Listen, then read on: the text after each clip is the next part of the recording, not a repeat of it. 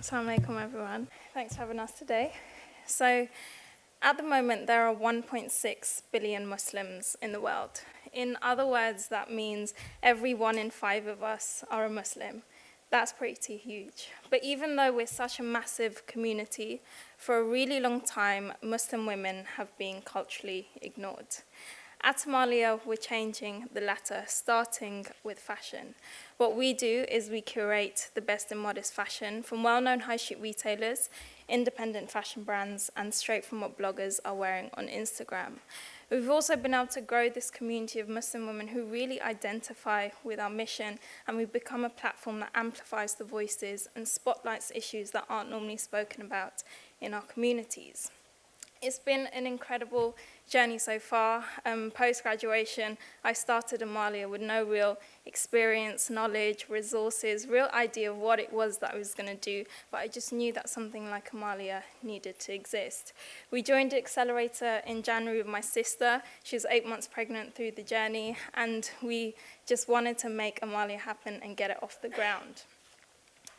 We're now a team of 3. You'll spot Amna in the front, and we're just trying to grow our impact and our community. Ultimately, we're not here to tell you what's right or what's wrong or what to believe in. We just believe that Muslim women need a space, and we want to be the place that they come to.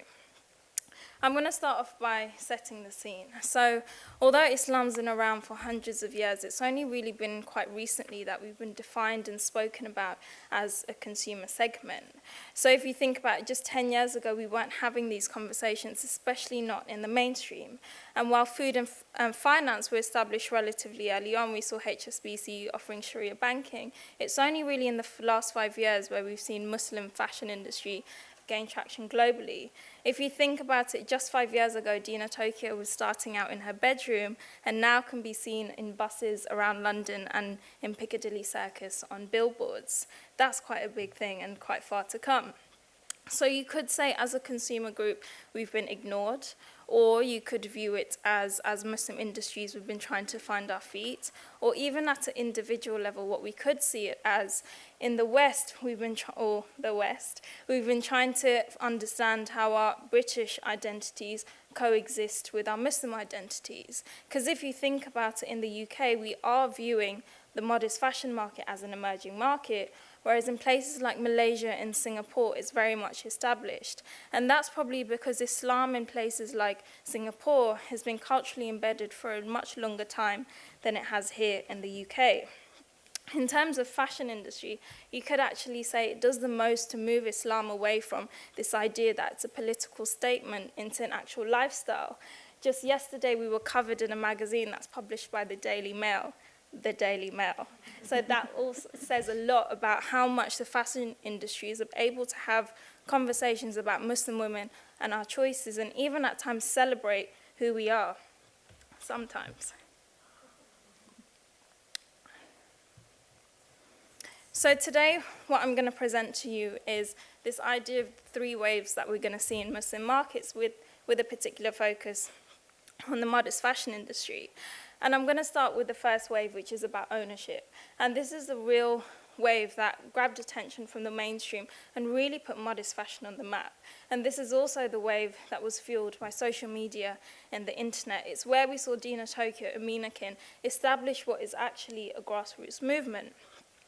And here we've also seen another sort of ownership, and this ownership was from Muslim fashion brands saying, actually, we're going to solve our own problems and we're going to cater to our own communities. What this wave is about is owning our identity, saying, actually, if we're not going to be represented in the mainstream, we're going to represent ourselves. Part of this wave also comes Istanbul Modest Fashion Week, again saying, if we're not going to be at London Fashion Week and in Vogue, we're going to do it ourselves. This way is probably also the reason why we saw such a big backlash against the D&G Abaya collection, because we'd already owned this space, we'd already owned these designs. Dolce & Gabbana didn't actually do anything new, they just came along and put a £2,000 label on it. That brings me to the second wave. And this is where it gets really interesting, and it's probably why we're having this conversation today. So it's arguably the first time in the fashion industry where it's being flipped on its head. Typically, it's a very top-down approach. The fashion industry dictates what consumers are doing. And I'm not saying that doesn't still happen. I'm saying we're definitely seeing a flow in the other way. And it's why we're seeing women like Maria Idrisi and Dina Tokyo in campaigns with YouTube and H&M and Burberry and L'Oreal. What was happening is the movement led by Muslim women is so strong that we could no longer be culturally ignored. It's also why brands like YSL, who's co-founder, and I'm going to read these words word for word. In March, he said, "Creators should have nothing to do with Islamic fashion. Designers are there to make women more beautiful, to give them their freedom, not to collaborate with this dictatorship which imposes these abominable things by which we hide women and make them live a hidden life. These creators who are taking part in the enslavement of women should ask themselves some questions." And I smile because it's just ludicrous. And these comments were made just in March, and then in September, YSL released this campaign trying to pander to Muslim women. And of course, they got some backlash. The model wasn't Muslim, nor was she a hijabi, and people started to complain. But this is the thing, whether they know it or not, brands are really struggling to understand Muslim markets and Muslim women, and that's because we've literally hit them in the face.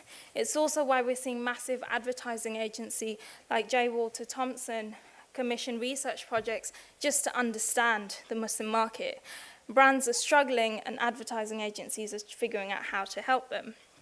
But of course, don't you think that the mainstream are representing Generation M in the name of diversity? Of course, they're trying to get the Muslim pound, and they've realized that if they don't get our attention, those in the first wave will. That brings me on to my third wave, which is about consciousness. So I'm a child of a migrant couple, like many of you probably in this room today. And my parents were exposed to what you could probably call a local Islam. It's the Islam of their parents, their grandparents, their immediate villages, and their immediate communities. What we have the luxury of being exposed to is a global Islam.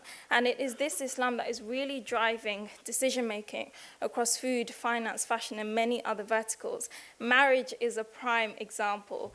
We're seeing more interracial marriages happening in Muslim communities because we're coming away from cultural shackles and actually going back to what does Islam tell us. If we look at the food market, what we can see is parallels of these waves and kind of see what's happening in the fashion industry.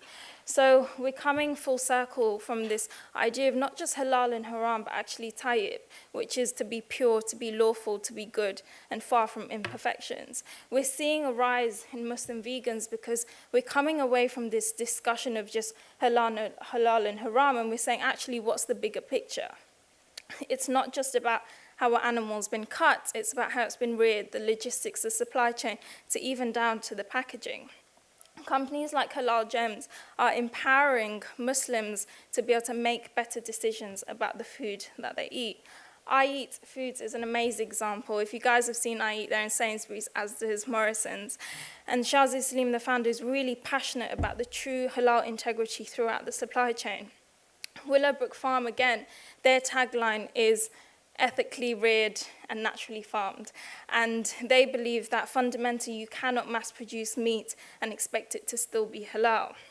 What we're seeing is we already have access to halal, but we want access to tayyib to be an actual holistic understanding of Islam. So we're yet to see such strong shifts in the fashion industry. And again, you could view the modest fashion market as an emerging market, so we will see it happen. And we're trying to move past practical solutions into more transparency. Rue Collective are an amazing example of this, and they really care about transparency throughout everything that they're doing. The three key issues they care about is environmental impact. So the material that they source, does the production of the material actually cause harm to the environment? Labor conditions, they actually spent 9 months living in Turkey just to be able to vet the conditions of their factories. And they care about combating this idea of fast fashion and actually saying we're going to make high quality goods that last for years. They're also very transparent in their pricing. So you know exactly how much money is going to cover operational costs and exactly why their markup is what it is. So what is driving all this change? So we are 50% of Muslims in the UK are under 25. The power is literally in our hands as a young generation. We have Muslimenk on Twitter, Yasmin Mujahid on YouTube, Sahib Webb on Snapchat. Never before have we had more information about Islamic knowledge. Every single month, there are more events in the Muslim community than you can even go to seek knowledge. Technology, the internet, and social media has exposed us to more than ever the good, the bad, and the ugly. In 2 days, we create more information now than we did from the dawn of humanity till 2003. We're literally flooding in information. Never before have we had more access to Islam and its teachings. The question for us is, what are we going to do with it? Thank you.